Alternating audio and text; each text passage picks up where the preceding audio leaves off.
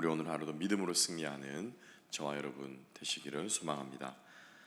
우리 민수기 말씀 우리 14장 오늘 마저 보겠습니다. 민수기 14장 39절부터 45절 말씀까지 짧은 구절이지만 우리 함께 오늘 묵상하겠습니다. 민수기 14장 39절부터 45절 말씀까지 함께 보시겠습니다.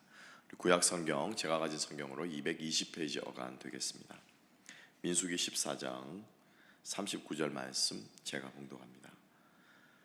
모세가 이 말로 이스라엘 모든 자손에게 알림해 백성이 크게 슬퍼하여 아침에 일찍이 일어나 산 꼭대기로 올라가며 이르되 보소서 우리가 여기 있나이다. 우리가 여호와께 허락하신 곳으로 올라가리니 우리가 범죄하였음이니이다. 모세가 이르되 너희가 어찌하여 이제 여호와의 명령을 범하느냐. 이 일이 형통하지 못하리라. 여호와께서 너희 중에 계시지 아니하니 올라가지 말라. 너희의 대적 앞에서 패할까 하노라. 아말렉인과 가나안인이 너희 앞에 있으니 너희가 그 칼에 망하리라. 너희가 여호와를 배반하였으니 여호와께서 너희와 함께하지 아니하시리라 하나 그들이 그래도 산 꼭대기로 올라갔고 여호와의 언약궤와 모세는 진영을 떠나지 아니하였더라. 아말렉인과 산간지대에 거주하는 가나안인이 내려와 그들을 무찌르고 호르마까지 이르렀더라. 아멘.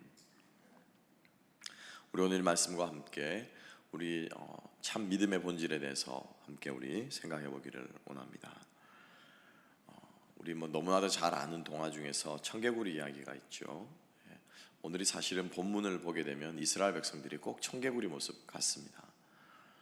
엄마가 살아있을 때는 그렇게 엄마 말을 듣지 않고 거꾸로만 엄마 말씀 반대로만 행하다가 드디어 엄마가 병이 나서 죽고 엄마를 묻으려고 할 때 엄마는 아이들이 늘 반대로만 하던 아이들의 그 나쁜 습관을 끝까지 기억하고는 자신의 무덤을 강가에다가 묻어달라, 산 대신에 강가에 묻어달라라고 말하면 이 철없는 것들이 자기를 산에 묻어주겠지라고 생각하면서 남긴 유언이 그 청개구리 자식들에게는 마지막이라도 엄마 말씀을 순종하자라고 해서 엄마를 강가에다 묻고는 비가 올 때마다 울었다라고 하는, 엄마의 무덤이 떠내려갈까 봐 울었다라고 하는 그러한 우리 청개구리 이야기를 우리는 잘 알고 있습니다. 오늘 이 이스라엘 백성들의 모습이 청개구리의 모습과 같다라는 생각을 해보게 됩니다.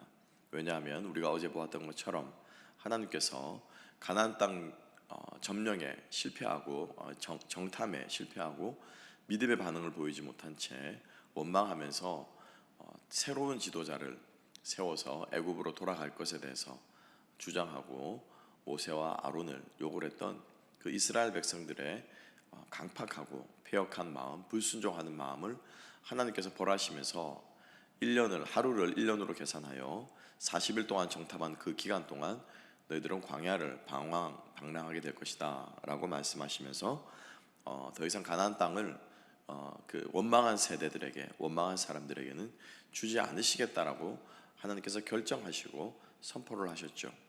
그러면 하나님께서 말씀하신 것은 그대로 된다라고 하는 것을 이스라엘 백성들은 사실은 배웠어야 하는 것이죠. 우리가 하나님께서 우리의 기도 가운데 응답해 주시는 하나님의 모습, 그 모습을 우리가 겉으로 드러나는 하나님의 모습을 우리가 하나님께서 우리를 향하신 모습의 전부라고 생각해서는 안 되는 이유가 바로 여기에 있습니다. 우리가 지난주에 함께 묵상했던 것처럼 메추라기 사건을 통해서 우리는 기억해야 합니다. 하나님께서 이스라엘 백성들에게 고기를 주셨지만은 그 고기를 주신 것이 너희들이 잘나서 너희들의 기도가 옳기 때문에 하나님께 주신 것이 결코 아니라는 것을 우리는 기억할 필요가 있습니다. 그래서 우리의 기도가 하나님께서 들으셨다, 또 들으시지 않는다, 내가 원하는 대로 되었다, 되지 않는다를 하나님의 뜻에 진위로 옳고 그름으로 우리가 생각한다면 우리는 큰 잘못을 범할 수가 있죠. 하나님의 뜻의 옳고 그름은 우리 기도의 응답에 달려있는 것이 아니고 하나님의 뜻의 옳고 그름은 어디에 달려 있습니까? 말씀에 달려 있는 것이죠. 하나님께서 말씀하신 것이 법이요, 그것이 옳은 것이며 그 길이 우리가 따라야 할 길입니다. 그래서 때로는 우리의 어리석음을 따라 하나님께서 응답해 주실 때도 있습니다.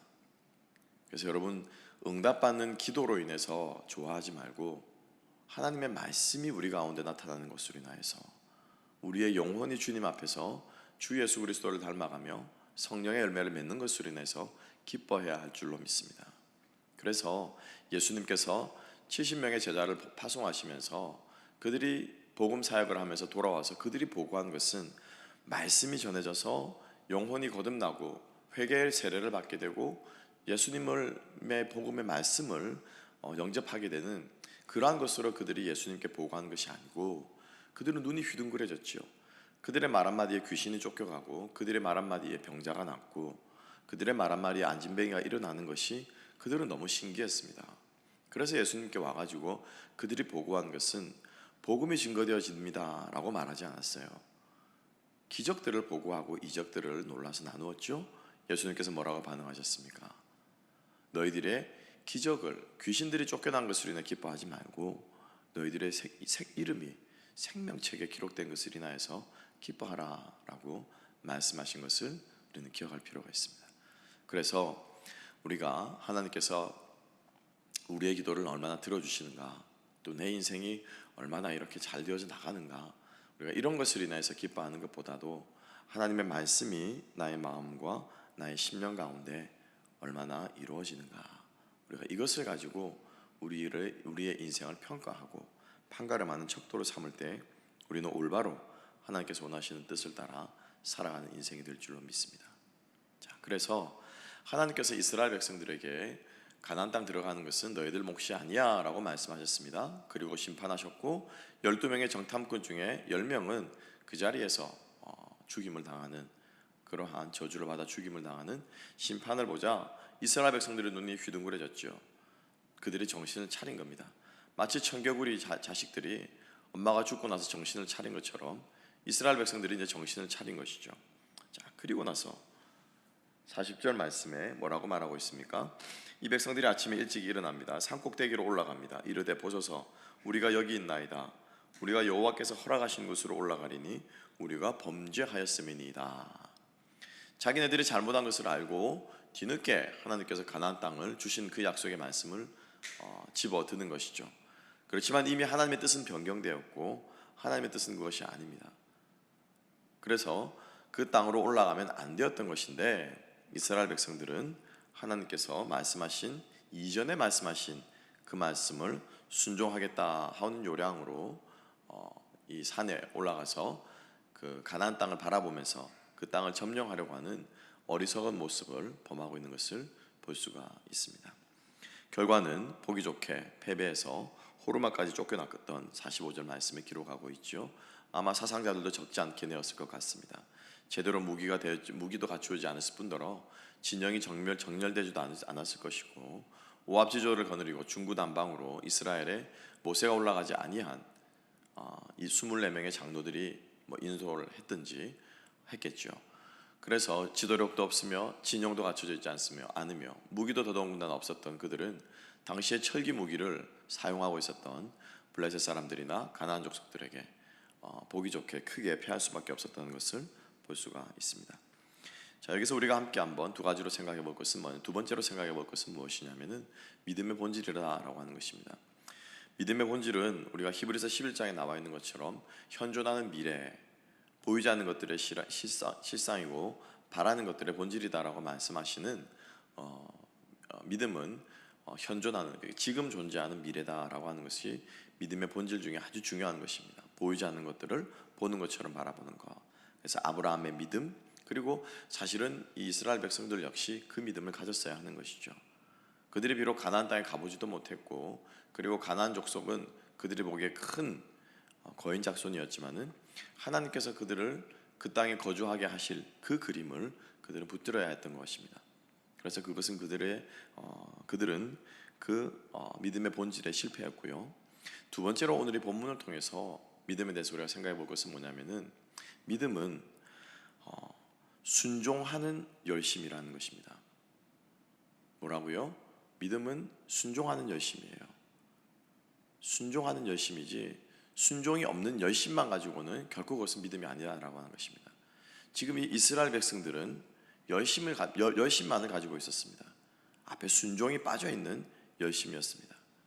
지금 하나님의 뜻은 그 산지로 올라가는 것이 아니었죠. 그렇지만 그들은 그들의 열심만을 가지고 하나님의 뜻을 분별하지 못하고 열심으로 그 산지를 올라갔던 것이죠. 전쟁을 하기 위해서 올라갔던 것입니다. 그래서 지금 이스라엘 백성들에게 있어서 타이밍은 순종해야 되는 타이밍인데, 그 순종이 무엇이냐? 올라가지 않는 것이 순종입니다.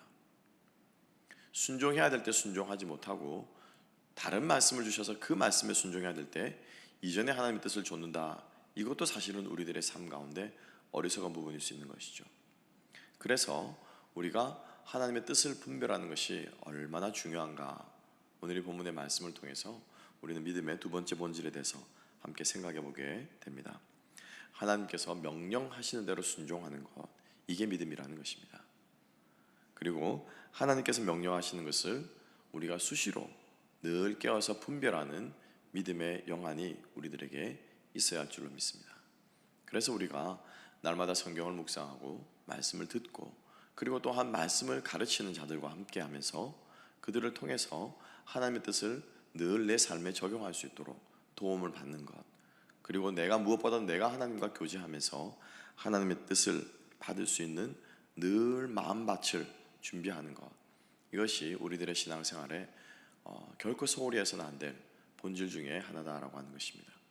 여러분, 오늘 하루도 살아가시면서 하나님의 뜻을 받들기 위해서 오늘 이 새벽에 나눈 이 말씀이 여러분들 마음속에 늘 함께 하시기를 축복합니다.